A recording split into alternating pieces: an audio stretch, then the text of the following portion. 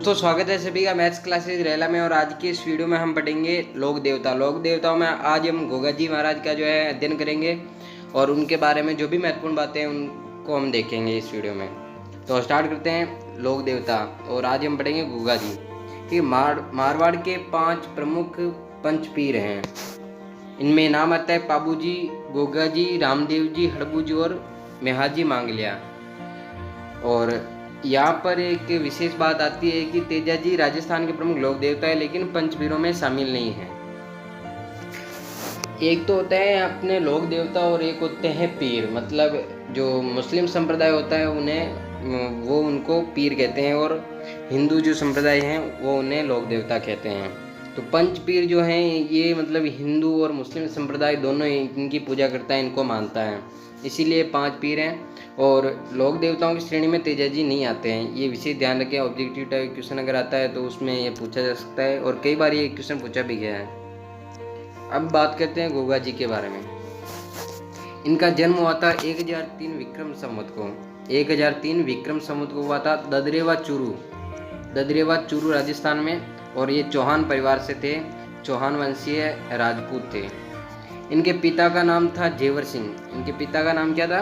जेवर सिंह। और माता का नाम था बाछल दे और पत्नी का नाम था केलम दे। इनकी पत्नी का नाम केलम दे था और इनसे संबंधित एक कथा भी है। केलम दे कोलूमंड के राठौड़ बूढ़ोजी की पुत्री थी। केलम दे जो है कोलूमंड के राठौड़ बूढ़ोजी की पुत्री थी, ठीक है। इनके गुरु का नाम था गोरखनाथ जी। और तपस्या स्थल की बात करें तो नौलाब तालाब गोगा मेड़ी में है। एक विशेष बात यहाँ ये आती है कि जो गोगा जी के जो मंदिर होते हैं राजस्थान में, ये एक तो खेजड़ी के नीचे होते हैं इनके मंदिर, और दूसरी बात इनके जो मंदिर होते हैं उन्हें कहते हैं मेड़ी, जैसे गोगा मेड़ी, शीश मेड़ी, तो ये हैं। और इनके उपनाम की बात करें तो गोरक्षक देवता और सांपों के देवता। गोरक्षक देवता इसलिए कहते हैं क्योंकि मोहम्मद गजनवी से गायों की रक्षा के लिए लड़ते हुए शहीद हो गए थे। और सांपों के देवता कहते हैं, इससे भी संबंधित एक कथा है। जो इनकी पत्नी है केलम दे, वो शादी से पूर्व उनको एक सांप ने जो है काट लिया था, डस लिया था। तो फिर वो इन्होंने कुछ हवन कुछ ऐसा किया फिर, और उस हवन में जो है अपने मतलब सभी सांप जो है जल रहे थे। तो जो सांपों के मतलब जो राजा थे फिर वो आए, उन्होंने इनसे प्रार्थना की कि हवन को रोक दे। तो इन्होंने कहा कि मतलब इनकी जो होने वाली पत्नी थी केलम दे, उसको अगर ठीक कर दे तो फिर ये हवन रोक देंगे। तो फिर उनको जो नागों के जो देवता मतलब जो राजा हैं उन्होंने उन्हें ठीक कर दिया और इन्होंने हवन रोक दिया था इसी कारण।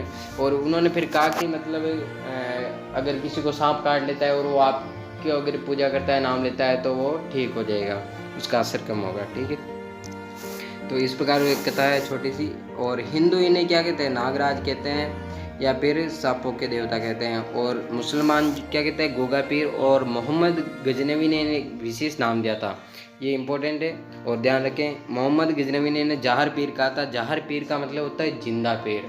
जहर पीर का मतलब क्या होता है? जिंदा पीर।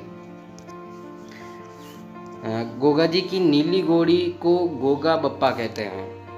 गोगा जी की घोड़ी थी नीली और उसको क्या कहता है? गोगा बप्पा कहा जाता है, ठीक है। फिर भूमि विवाद के कारण इनके चचेरे भाई अर्जुन व सर्जन, यहाँ से भी क्वेश्चन एक बार पूछा जा चुका है। गोगा जी की गायों को मोहम्मद गजनवी को दे दिया था। जो गायें थी उनको मोहम्मद गजनवी को दे दिया था। फिर है गोगा जी ने गायों के लिए मोहम्मद गजनवी से युद्ध किया और युद्ध में इनकी क्या हो जाती है? मृत्यु हो जाती है। और इनका जो शीश है वो ददरेवा चूरू में गिरता है। शीश जो है वो तलवार से शीश काट देते हैं, तो क्या होता है कि गोगा जी का जो शीश है वो ददरेवा चूरू में गिरता है। सिर जो है ददरेवा चूरू में गिरता है, इस कारण उस स्थान को क्या कहते हैं? वहाँ एक मंदिर बन जाता है और उस बना देते हैं और उसको क्या कहते हैं? शीर्ष मेड़ी या फिर सिद्ध मेड़ी। ये कहाँ है? ददरेवा चूरू में। शीर्ष मेड़ी या सिद्ध मेड़ी कहाँ है? ददरेवा चूरू में। और इनका जो धड़ है, कपंद है, वो है गोगा मेड़ी जो है नौहर हनुमानगढ़ में। नौहर हनुमानगढ़ में इनका धड़ जो है गिर जाता है, क्योंकि युद्ध भी वहीं होता है, वहाँ गिर जाता है। इसी कारण उससे क्या कहते हैं? दुर्मेड़ी कहते हैं। दुर्मेड़ी नौहर हनुमानगढ़ में है और दुर्मेड़ी कहा जाता है, ठीक है। गोगा जी की याद में विशाल मेला और पशु मेला गोगा मेड़ी में भाद्रपद कृष्ण नवमी को पड़ता है। उस दिन को गोगा नवमी के रूप में जो है मनाया जाता है और इनकी पूजा की जाती है। गोगा नवमी, भाद्रपद कृष्ण नवमी। गोगा जी के मंदिर का निर्माण फिरोज शाह तुगलक ने मकबरे नुमा आकृति में करवाया था और इसका वर्तमान स्वरूप महाराजा गंगा सिंह ने दिया था। जो मंदिर था वो किसने बनवाया था? फिरोज शाह तुगलक ने मकबरे नुमा आकृति में बनाया था और जो वर्तमान में जो स्थिति है वो किसने की? तो वो गंगा सिंह ने उसको नवीनतम रूप दिया। गोगा जी के मंदिर के मुख्य दरवाजे पर बिस्मिल्लाह लिखा है। गोगा जी का जो मंदिर है उसका मुख्य जो दरवाजा है उस पर बिस्मिल्लाह लिखा है। चित्तौड़गढ़ के विजय स्तंभ की तीसरी मंजिल पर 9 बार अल्लाह लिखा गया है।